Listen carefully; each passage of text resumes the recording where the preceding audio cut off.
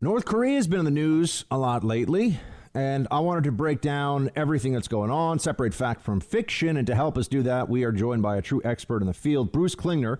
He's a senior research fellow at the Heritage Foundation. He spent 20 years at my old spot, the CIA, but he spent a lot more time there than I did. Mr. Klingner, thanks so much for joining us. Well, thanks for having me. All right, so let's just start with, why is North Korea getting all this attention? There was maybe Kim Jong-un is dead. Maybe he's really sick. Oh, wait, no, he's not. What happened and where are we now on that?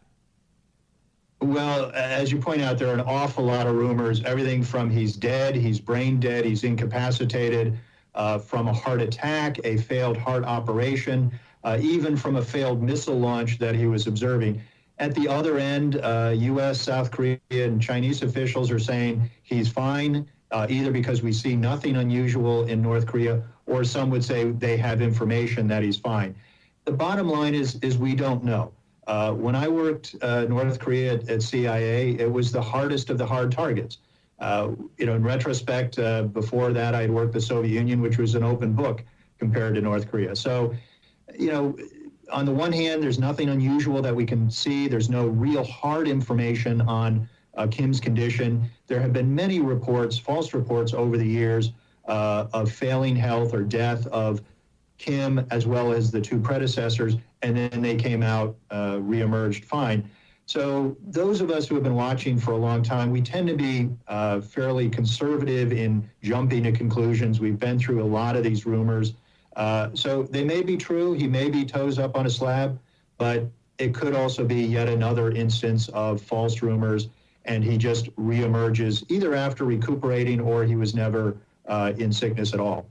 And what would be the succession plan if such a thing really even is known or exists? There was a lot of internet chatter over the weekend about the possibility of his sister taking over, who is kind of a known quantity because of the Olympics some time ago. But what would happen if Kim Jong-un dropped dead of a heart attack tomorrow? Well, again, the answer is we don't know. There's no formal succession plan in the North Korean constitution, as there wasn't when Kim's father, Kim Jong-il, died in 2011.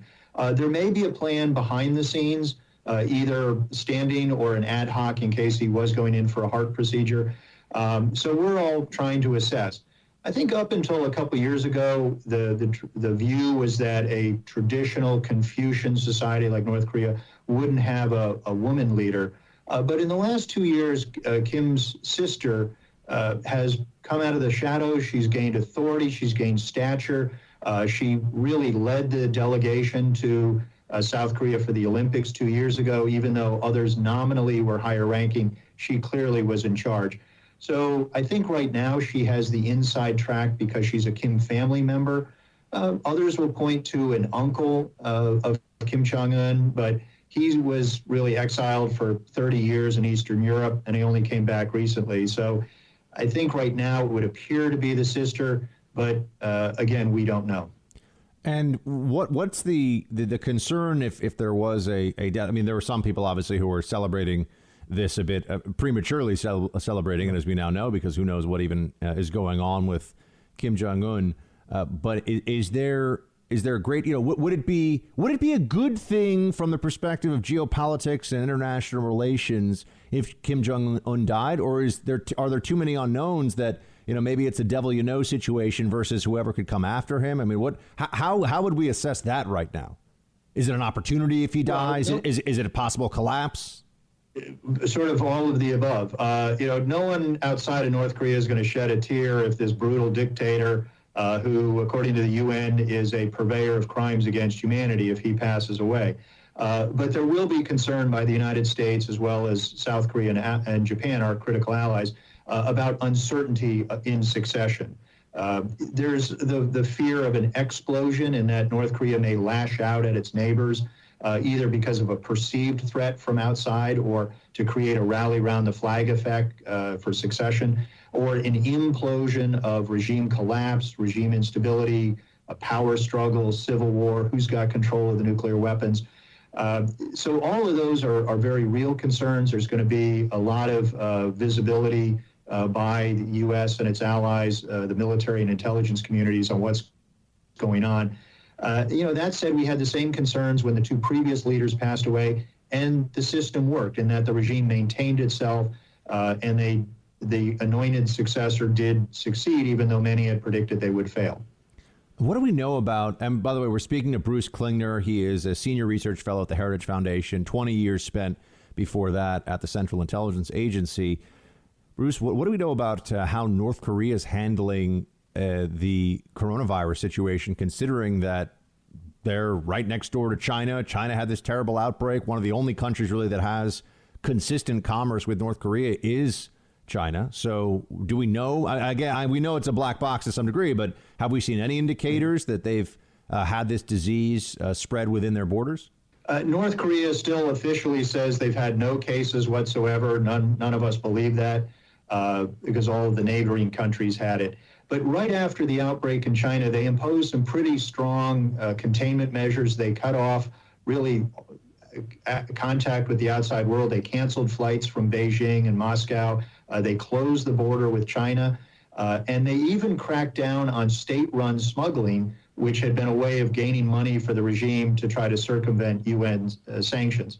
So the border with China is still a bit porous, but it has really been cracked down on. So there are sources inside North Korea that says there have been deaths, there have been cases, but we're not seeing real indications of widespread death or disease as one might have expected. So perhaps they were able to dodge a bullet on COVID. And there are indications that some schools in Pyongyang are starting to reopen. So being the hermit kingdom, as it's called in this case, might have actually been something of an advantage, being such an isolated place. The isolation may have paid off for them in that regard. How is the Trump administration overall at this point? How would you assess how they've done in dealing with North Korea? Just sort of taking a step back, we're going to be heading into an election this fall. Trump had all this outreach to Kim Jong-un. Now he's back in the headlines because of what may have been some health issues. Again, we don't know, as you've established. But has Trump had the right approach? Do we have anything to show for now going into year 4 of a new tactic or new tactics when it comes to North Korea? We've made absolutely no progress on denuclearization or getting any kind of change in North Korean behavior. Recently, North Korea has said they are not interested in any working level or even summit level meetings with President Trump unless we basically capitulate on our denuclearization policy. So, I wasn't a supporter of the idea of the summit diplomacy. I'm more of a traditionalist in the idea of you actually make progress at the working level and work up to a summit where you sign an agreement. But at least it did put to the test the idea that many people had of if only the leaders from the two countries could get together, only the North Korean leader can make a decision, so therefore we'd have a breakthrough. Well, we've tested that hypothesis and found it false. So, I think there's a lot that I've been critical of the Trump administration on North Korea, but no administration or president has a monopoly on good or bad ideas when it comes to North Korea. So what we have to do is have a truly maximum pressure policy. That we have not had that, despite the moniker. We've been holding back on enforcing our own laws as well as UN sanctions. We've been curtailing military exercises for 2 years on the Korean Peninsula. And right now we're engaged in some very torturous negotiations with South Korea over their compensation for U.S. forces. I don't think the U.S. should be demanding exorbitant increases, a 5-fold increase, as the administration is. I think we should accept a incremental increase, because right now we need to be shoulder to shoulder with our allies, not bickering over nickels and dimes when we face common threats, not only from North Korea, but also China. Bruce Klingner of the Heritage Foundation and formerly of the CIA. Bruce, thank you so much for your expertise, sir. We appreciate it. Well, thanks for having me.